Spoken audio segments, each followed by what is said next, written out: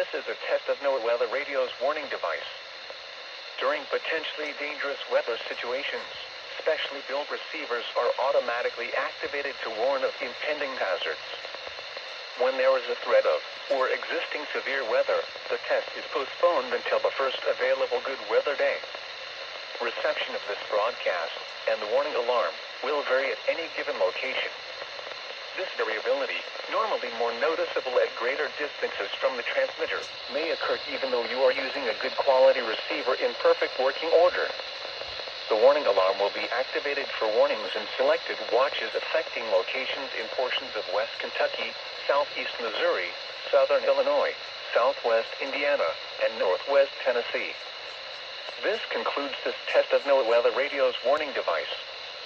We now return to our regular programming.